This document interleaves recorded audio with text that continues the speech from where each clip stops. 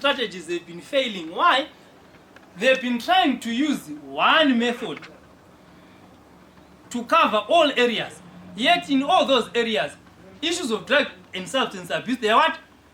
They are varied to reduce or curb the effects of drug abuse in Zimbabwe. Because mukatarisa pama psychiatric units mazhinji aripo, tikuti isusu ma secondary cases that are being reported ikoko hazi ma new cases, but ma old cases emunhu akatombouya akabatsirwa and that person akadzokera in the same environment akaita relapse akadzokera back foot into what? Into the same cycle of drug and substance abuse. So we are saying kuti this challenge of substance and drug abuse has been a nightmare for the country, for communities, or even for the families where we are coming from. This field of drug and substance abuse, the rule iripo.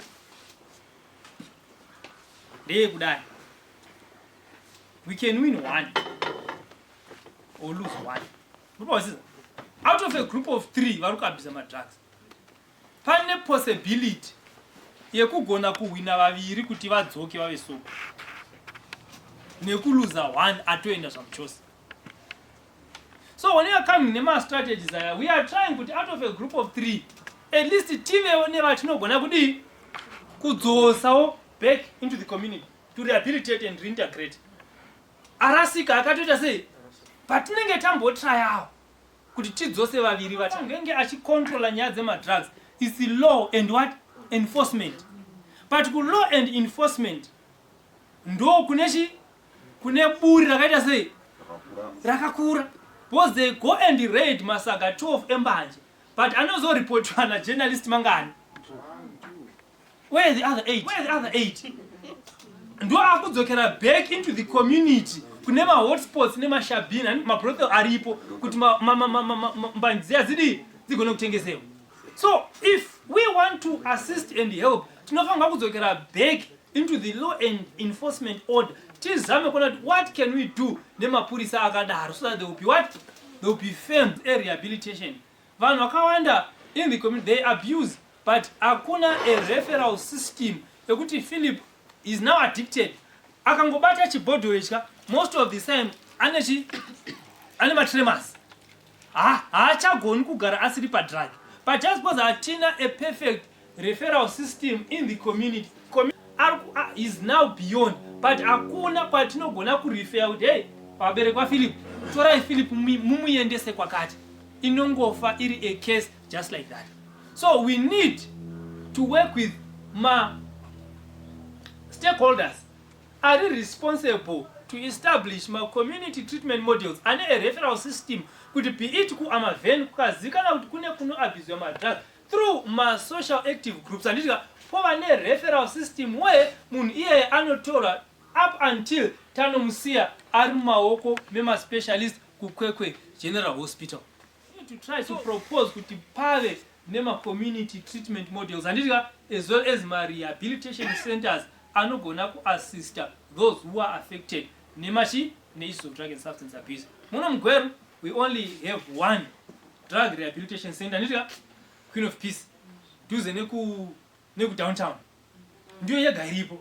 But at times on my rehabilitation centers they do charge the mimari. The good is the large community they can't afford. But Queen of Peace, it's more like it's open. To confirm and understand that my charges are dura because it's a community what? It's more of a community treatment model. Akaona that help. Kungotora bodoro in. Torisa apa because apampa nezuva, tarisa panechi pane mvuri. Kuya kwambenge kwaita zuva kwane mvuri. Tora kwankune mvuri, toridzosa kwakune zuva, radzoka pamvuri. What am I saying? Munhu tamubvisa mu-environment iri kupromota substance and drug abuse anditi tamuendesa ku-rehabilitation center. But kana tamubudisa ku-rehabilitation center after 2 months or 6 months, still tiri kumudzosera back into that unsupportive environment. Ichangoita aite relapse again. Igoita a secondary case futi kuti uyu Philip takambowana last month adzoka futi ndiyo bronco kauyayo. So the cycle inoramba ichidi. So what are we supposed to do? Kuma communities kwatinova panofangwa kunge kune ma structures, especially atingati zisu ma psycho Christian treatment centers handitika kuti kana munhu abva be it ku-rehabilitation center ngasvikire pamaoko evanhu who can now rehabilitate and assist in trying to reintegrate him back into the society zvekuti chero akaona fall akaona broncoka haana haicharovi kuti adzokere unoabhisa that drug zvokuita mulocation adi hatina meaning kuti munhu iye achiri nani anogona kubatsirika kuti tikakupa zvekuita you have an option. So we are saying kuti if it's possible there must be establishment of vocational training institutes so that chero munhu azobva kwanga ari kurehab agone kunoitawo carpentry. If it's a lady agone kunosona mucheka handitika agone working with other civic organizations or NGOs vanobatsira on training proposals and stuff, then vanhu vopiwa seed funding imi muri 3 endai munochengeta huku kakwaisa $1 profit handitika it's 50-50. Ane life development skills in the communities. We are saying we can win one and lose one. Then tikazoitawo this pandemic ye-COVID-19 njana under COVID-19 vanhu vakasaita ma-examples ma-reasons akawandisa kuti some of us takazongomiswa mabasa tanga tina zvokuita saka ndikazoita stress ndikaita depression I needed a cushion patogona kudonherawo ndiwane comfort. Njana pa-COVID ndo pakatanga kuita spike yemhando nemhando dzema-drugs. Why? Because the minds were now being idle handitika they needed to be kept going. How? By coming up with new strategies and new formulas.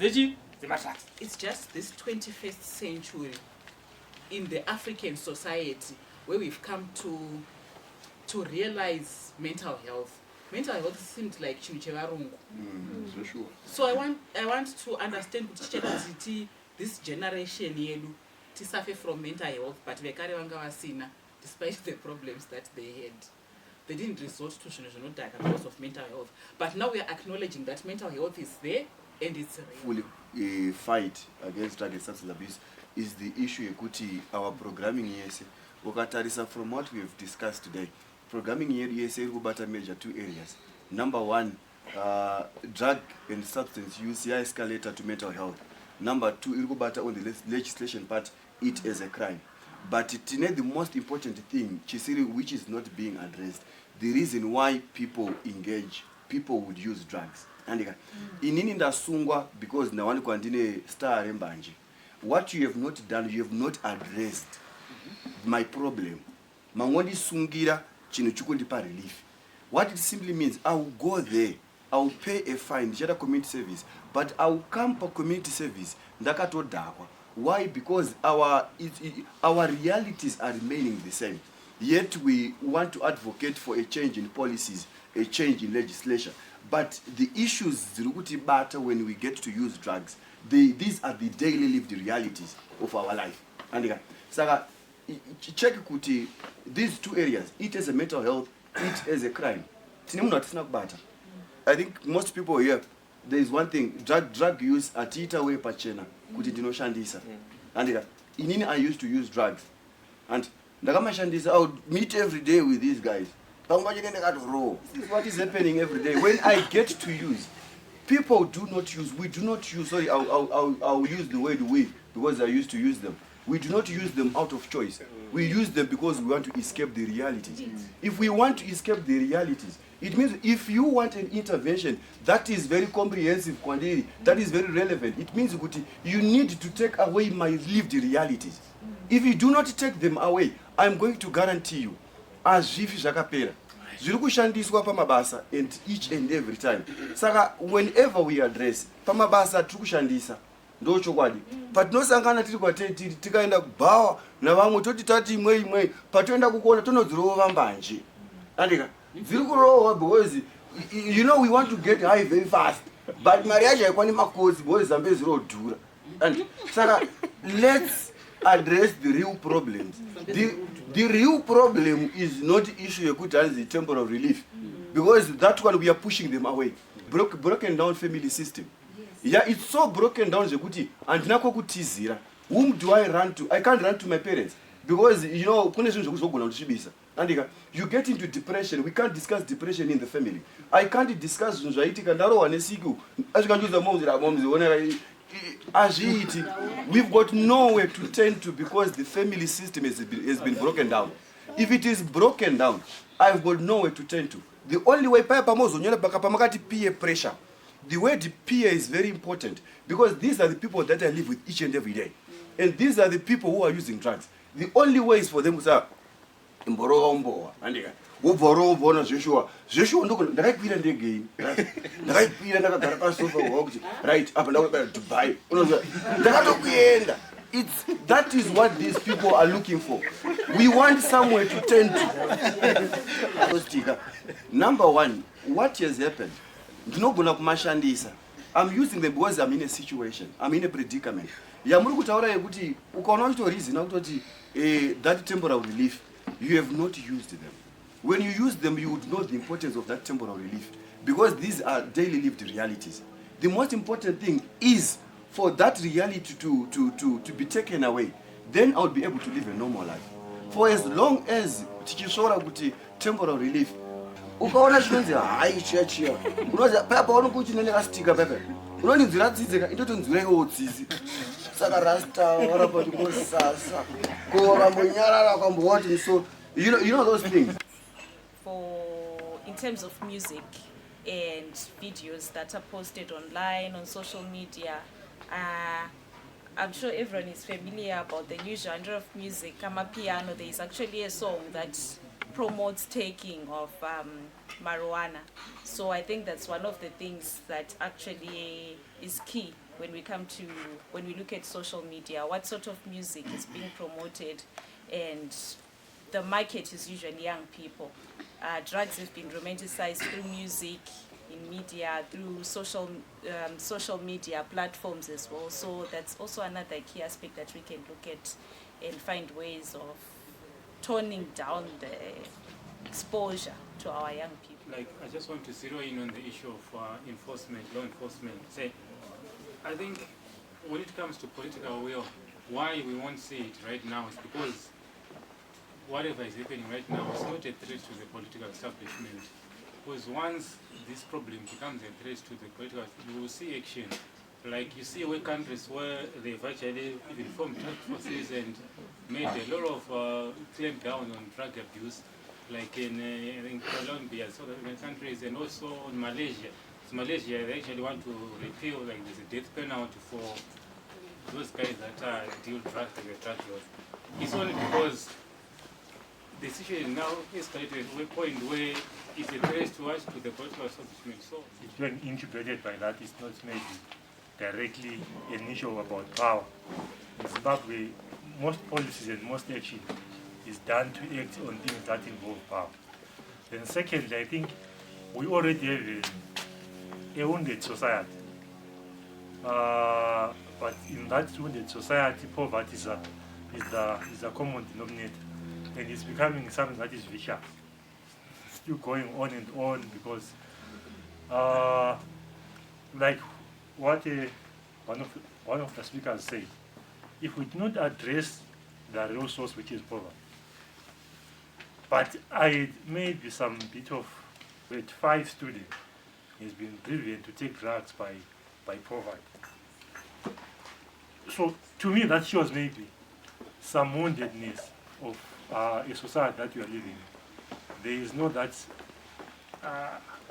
But now we are saying that it's drug abuse and substance. What? Kuti vane mari vanoabuse drugs, but isusu vasina mari, we abuse the substances. Chatangobata ndo chine zvatinoshandisa kutamba. And then I wanted to react to a point yekuti mapurisa ari kuti hana mota. Sometimes reason inopiwa nemunhu shows attitude yake towards the problem. Because zviri kuita sekunge mapurisa emutauni ekucentral ndo ega ari kushanda mugweru zvichinzi mota ikaenda kusenga hakuna inoenda kugweru, but we have police bases kunko akati wandei. Hatina mapurisa here ari kupatrola ikoko, hatina mabhasikoro here. Sometimes excuse inopiwa, it shows attitude kuti havana basa nazvo and hazvina kukosha.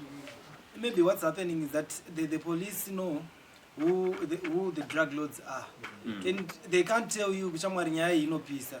You get it? So it's just convenient for them to say atina mota. That's an easy excuse for them. For sure panenge pasinawo mota chiro kasvikapo pamunogona kusvika pasina.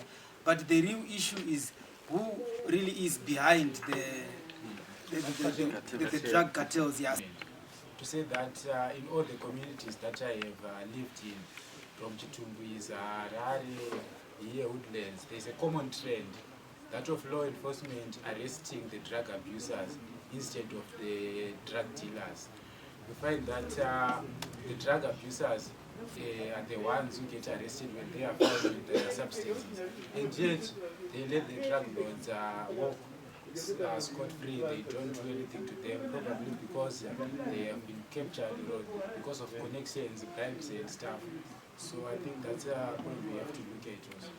When you're dealing with issues of drug and substance abuse, you have to go back to the family. When you're dealing with issues of drug and substance abuse, especially if you've got a client, you need to include the family. You need to integrate the family as a whole. You need to integrate either the caregiver, a parent or a brother. The first support system of a person is family. The first contact person. Those are the people that can help put him on recover. And on the issue of relapse again, family comes into play a part. If my family doesn't play a part, I may relapse and go back to rehabilitation again. I think Charlotte to support him. It's like a foreign thing where we have rehabilitation centers, because Alcoholic Anonymous meetings is a rehabilitation thing. So in Zimbabwe we don't have mainstream rehabilitation. When someone needs rehabilitation, yet they just need that rehabilitation that we are talking about, of meeting with people of like mind who are dry until we move from abusing substances, then sharing experiences and what.